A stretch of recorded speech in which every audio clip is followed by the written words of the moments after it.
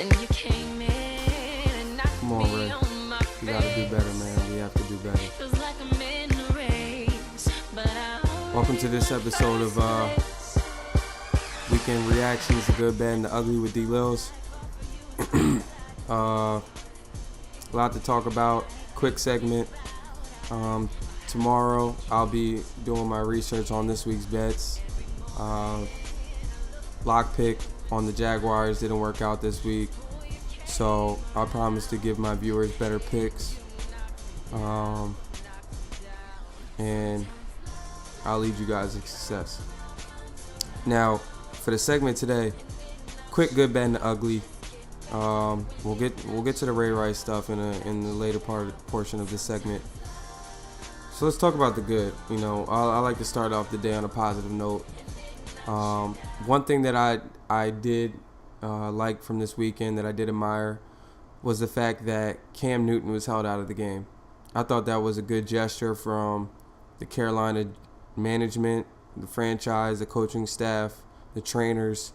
I think that showed me, as well as showing Cam and all the Carolina fans, that they are invested in Cam.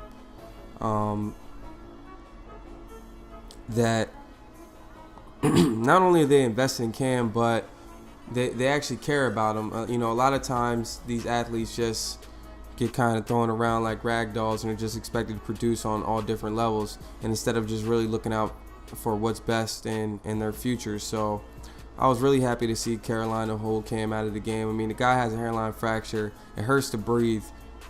We know it definitely hurts to throw the football. So why endanger the rest of this young man's career?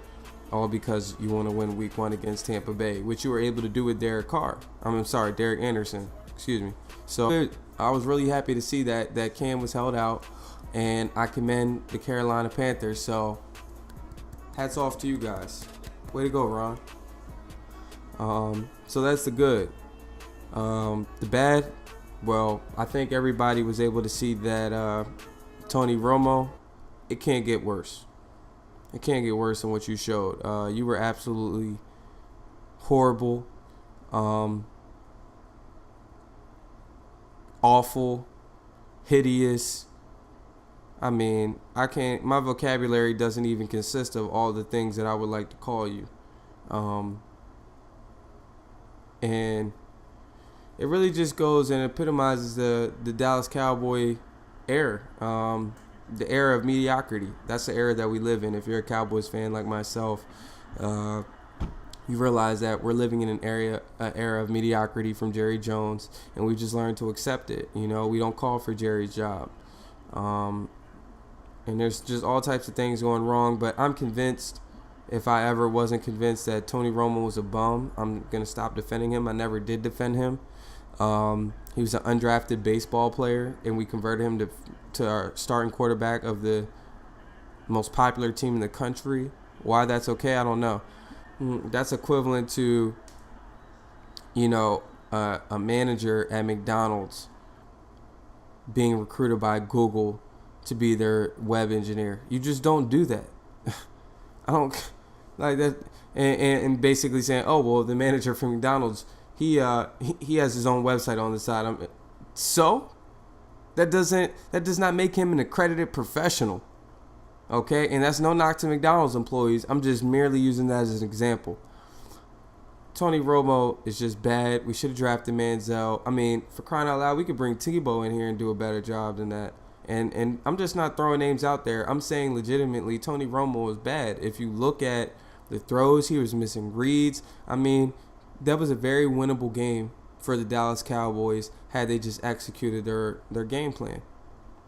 And part of that execution meant that Tony needs to put the ball on the money, and he was unable to do that multiple times. Moving on. That's ugly. Let's not dwell on that. But another bad part that I want to talk about and bring to highlight this weekend, that some new information was revealed about Atlanta Hawks owner Bruce Levenson. So I want to go to the manuscript and read what he actually said so that I don't misquote him on anything. This is what Levinson said. Or there's a number of different things said in the email. I'm just going to read what NBA.com has reported. And this is a quote.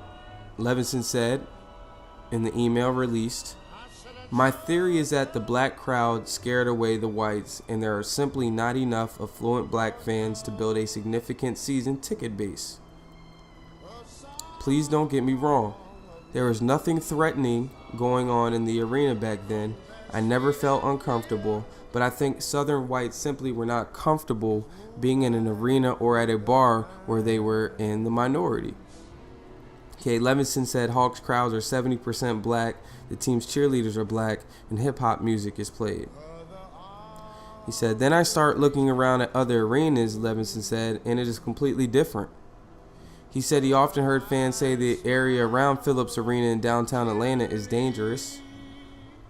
And then he later goes back and circles back over these comments and says, this was just racist garbage.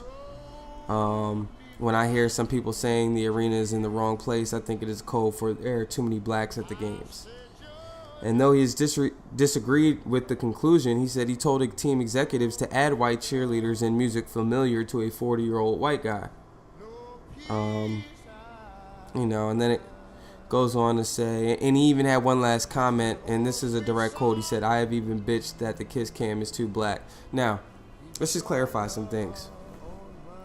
Reverend Al Sharpton came and made a big storm in Atlanta, and we won't stand for this, and no, calm all that down, okay? The man said some ignorant. His vocabulary usage was very ignorant, but he was on the right track. Let's break down something very quickly, okay? The demographics in the NBA for fans, that people who are actually buying tickets are white men within the range of somewhere between 35 to 55, okay? I can break it down a little bit farther for you. There are two types of people, black, white, whatever, that are going to NBA games. Two types. You have the dad that is bringing his family, his children, okay? Usually, if you're bringing your children, we're talking about young kids. We're talking about ages, from anywhere from, kids that can actually sit in a seat without being attended to every single second. Kids that are actually going to watch basketball, okay? So we're talking about ages 6, 7 to 14. Those are middle-aged white men, okay? Let me tell you something. A single black mom is not going to be able to afford to bring her 3 kids to an Atlanta Hawks game. It's just that simple. Let's stop that these ideologies do not exist, and let's just attack this for what it is, okay?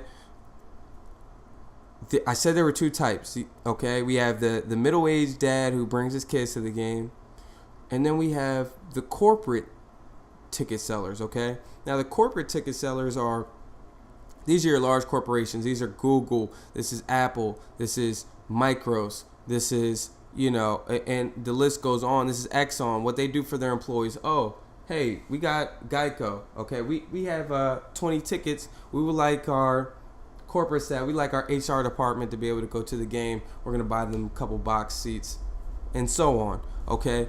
A lot of corporate sponsors are going to these games and they're buying mass tickets.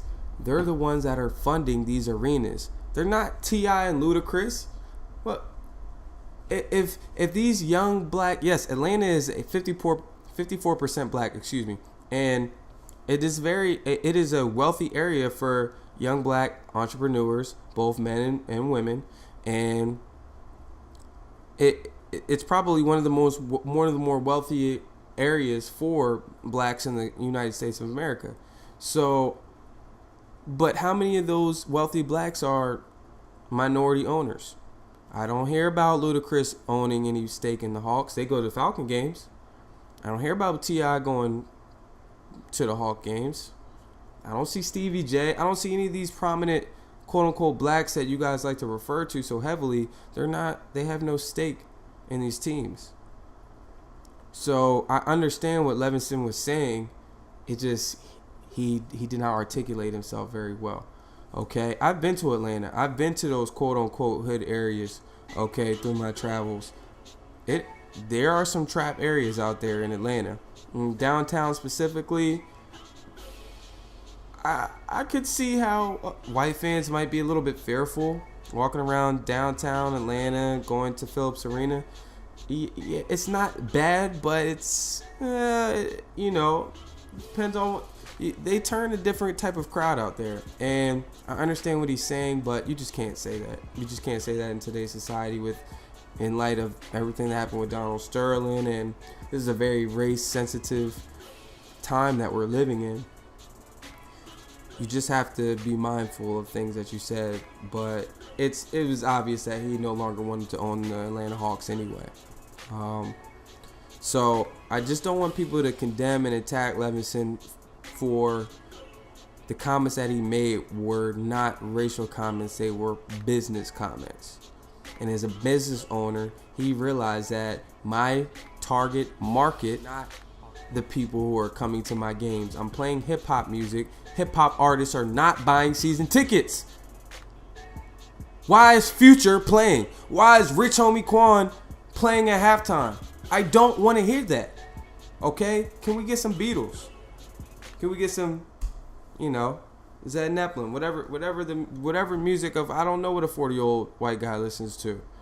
I'm sure there's a collection, Can we add some white cheerleaders, White folks like to see themselves, just like black folks like to see themselves.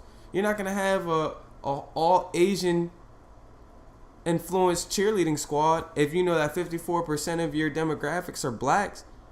That's not a racial thing. People want to see their own entertainment wise. Okay? So everything that he was saying was lawful. It was just very ignorant from our articulation standpoint. So, let's just do your research, what is racist and what is ignorant, because they're two vastly different things. And I don't want to get this confused, because we already have the stigma that, blacks tend to cry black, so to speak, or we like to point the finger on everything has to be racist. No, this wasn't a racist act. This was a pure business move that he was plotting here, and he just went about it the wrong way. So that was part 2 of my bad. So we have the good and the Ron Rivera sacked Cam Newton. Now we have 2 bads and Tony Romo, which I could have easily put him in the ugly section today, and as well as the Atlanta Hawks owner and his comments over the email. And I think it's clear who makes ugly today. Go ahead, let's play a clip.